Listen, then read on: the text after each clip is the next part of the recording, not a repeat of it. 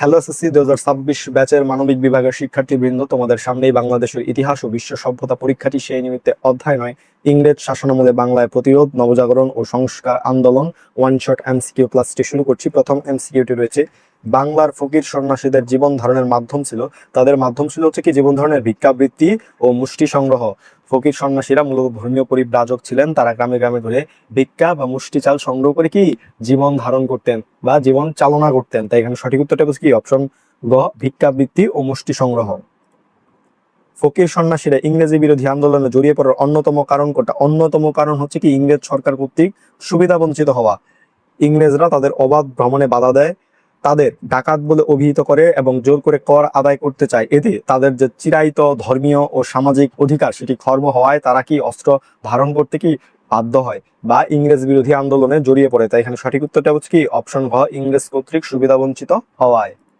সন্ন্যাসী আন্দোলনের নেতা কে ছিলেন? সন্ন্যাসী আন্দোলনের নেতা ছিলেন হচ্ছে কে ভবানী পাঠক। ছিলেন কে? ভবানী পাঠক। ফকির বিদ্রোহের অন্যতম নেতা ছিলেন হচ্ছে কি মজনু শাহ। আর সন্ন্যাসী বিদ্রোহ যেটা প্রশ্নে বলা হয়েছে, সন্ন্যাসী বিদ্রোহের অন্যতম প্রধান ও তেজস্বী নেতা ছিলেন কে? ভবানী পাঠক। তিনি ব্রিটিশ বাহিনীর সাথে যুদ্ধে প্রাণ হারান। তাই এখানে সঠিক উত্তরটা হচ্ছে কি অপশন খ, ভবানী পাঠক।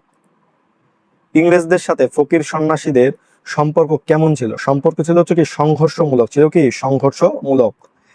ইংরেজদের শোষণমূলক নীতি এবং ফকির সন্ন্যাসীদের প্রতিরোধের কারণে দীর্ঘ সময় ধরে প্রায় 1760 থেকে 1800 সাল পর্যন্ত তাদের মধ্যে কি সশস্ত্র লড়াই যেটা আছে সেটা চলেছিল। তাই এই সম্পর্ক ছিল কি পুরোপুরি সংঘাতপূর্ণ বা সংঘর্ষমূলক। তাই এখানে সঠিক উত্তরটা হচ্ছে কি অপশন খ, সংঘর্ষমূলক।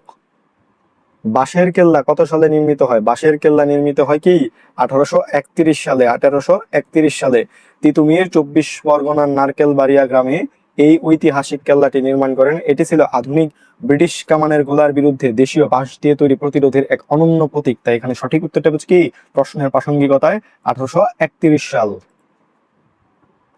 তিতুমির বাঁশের কেল্লা নির্মাণ করেছিলেন কেন? তিতুমির বাঁশের কেল্লা নির্মাণ করেছিলেন ইংরেজদের বিরুদ্ধে কি সংগ্রাম করার জন্য। ইংরেজদের বিরুদ্ধে সংগ্রাম করার জন্য।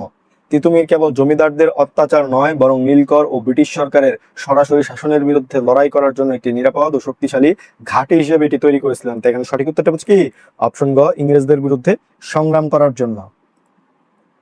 তিতুমিরের লাঠিয়াল বাহিনীর প্রধান কে ছিলেন? লাঠিয়াল বাহিনীর প্রধান ছিলেন হচ্ছে কি গোলাম মাসুম। গোলাম মাসুম। গোলাম মাসুম ছিলেন তিতুমিরের সেনাপতি। 1831 সালে বাঁশের কেল্লা ব্রিটিশদের সাথে যুদ্ধে তিনি কি বীরত্বের সাথে লড়াই করেন এবং পরে কি তাকে ফাঁসি দেওয়া হয় ধরা পড়লে। তাই এখানে সঠিক উত্তরটা হচ্ছে কি অপশন ঘ, গোলাম মাসুম।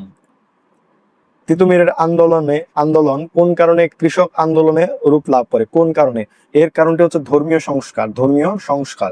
কেননা তিতুমিরের আন্দোলনের শুরুতে মুসলমানদের ধর্মীয় জীবন শুদ্ধ করার জন্য আর কি ওয়াহাবি যে ভাবধারা আছে সেটা শুরু হলেও কিন্তু হিন্দু মুসলিম নির্বিশেষে কৃষকরা যখন জমিদারদের দাড়ি কর বা অন্যান্য অন্যায্য করের শিকার হয়, তখন এটি কি বৃহত্তর কৃষক আন্দোলনে রূপ নেয়। তাই এখানে সঠিক উত্তরটা হচ্ছে কি অপশন গ, ধর্মীয় সংস্কার।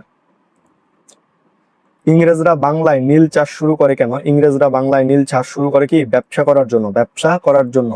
শিল্প বিপ্লবের ফলে ইংল্যান্ডের বস্ত্র শিল্পে নীলের ব্যাপক চাহিদা তৈরি হয়েছিল। অধিক মুনাফা লাভের আশায় ইংরেজরা বাংলার উর্বর জমিতে খাদ্যশস্যের বদলে জোর করে কি নীল চাষ করতে শুরু করে। তাই এখানে সঠিক উত্তরটা হচ্ছে কি অপশন ক, ব্যবসায় বা ব্যবসা করার জন্য। ফরাজি আন্দোলনে প্রথমে শুরু হয় কোন আন্দোলন হিসেবে? ফরাজি আন্দোলন প্রথমে শুরু হয় কোন আন্দোলন হিসেবে? এটি শুরু হয় কি ধর্মীয় সংস্কার আন্দোলন হিসেবে। হাজী শরীয়তুল্লাহ মক্কা থেকে ফিরে এসে বাংলার মুসলমানদের ইসলামের ফরজ বা বাধ্যতামূলক কাজগুলো পালনের ডাক দেন। এ থেকেই কি আন্দোলনের নাম হয় কি ফরাজি। তাই এখানে সঠিক উত্তরটা হচ্ছে কি অপশন গ, ধর্মীয় সংস্কার। হাজী শরীয়তুল্লাহ ইংরেজ রাজত্বকে ঘৃণার চোখে দেখতেন, এর কারণ ছিল কি এটি কি প্রজা নির্যাতনকারী ছিল। এই রাজত্বটা কি ছিল? প্রজা নির্যাতনকারী ছিল। ইংরেজ শাসনামলে নীলকর ও তাদের সহযোগী জমিদারদের হাতে সাধারণ কৃষকেরা কি চরমভাবে নির্যাতিত হতো। এই অমানবিক শোষণ দেখে কি তিনি ইংরেজ শাসনকে দরুল হারব বা শত্রু রাষ্ট্র হিসেবে গণ্য করতেন। তাই এখানে সঠিক উত্তরটা হচ্ছে কি অপশন ঘ, প্রজা নির্যাতনকারী। কৃষক ও জমিদার ফরাজি আন্দোলনে যোগ দেন কেন? কৃষক ও জমিদার ফরাজি আন্দোলনে যোগ দেন হচ্ছে কি নীলকর সাহেবের নির্যাতন থেকে বাঁচার জন্য। কারণ যদিও এটি ধর্মীয় আন্দোলন ছিল, কিন্তু হাজী শরীয়তুল্লাহ এবং পরবর্তীতে দুদু মিয়া কৃষকদের ঐক্যবদ্ধ করে নীলকরদের অত্যাচারের বিরুদ্ধে ঢাল হয়ে দাঁড়িয়েছিলেন। তাই এটি কি সাধারণ মানুষও কি এতে ঝাঁপিয়ে পড়ে। তাই এখানে সঠিক উত্তরটা হচ্ছে কি অপশন ক, নীলকর সাহেবের নির্যাতন থেকে কি বাঁচার জন্য। কে লাঠিয়াল বাহিনী গঠন করেছিলেন? লাঠিয়াল বাহিনী গঠন করেছিলেন কে? হাজী শরীয়তুল্লাহ, হাজী শরীয়তুল্লাহ। এখানে তোমরা মনে করতে পারো যে তিতুমিরের লাঠিয়াল বাহিনীর কথা, তবে হাজী শরীয়তুল্লাহর ফরাজি যে আন্দোলন আছে সেই আন্দোলনে সুরক্ষার জন্য কি লাঠিয়াল বাহিনী গঠন করেছিলেন। তবে দুদু মিয়া এই বাহিনীকে কি সবচেয়ে বেশি সংগঠিত করেন। মূলত শোষক জমিদারদের হাত থেকে অনুসারীদের রক্ষা করাই ছিল কি এর মূল উদ্দেশ্য। তাই এখানে সঠিক উত্তরটা হচ্ছে কি, যেহেতু তিতুমিরের কথা এখানে অপশনে উল্লেখ নেই, এটা হচ্ছে কি হাজী শরীয়তুল্লাহ। সতীদাহ প্রথা বিলোপ সাধনের প্রচেষ্টা চালান কে? সতীদাহ প্রথা বিলোপ সাধনের প্রচেষ্টা চালান হচ্ছে কি রাজা রামমোহন রায়। রাজা রামমোহন রায়। রামমোহন রায়ের ঐকান্তিক প্রচেষ্টায় 1829 সালে লর্ড উইলিয়াম বেন্টিং আইন করে এই অমানবিক প্রথাকে নিষিদ্ধ করেন। এটি বাংলার সমাজ সংস্কারের ইতিহাসে একটি কি যুগান্তকারী ঘটনা। তাই এখানে সঠিক উত্তরটা হচ্ছে কি অপশন গ, রাজা রামমোহন রায়।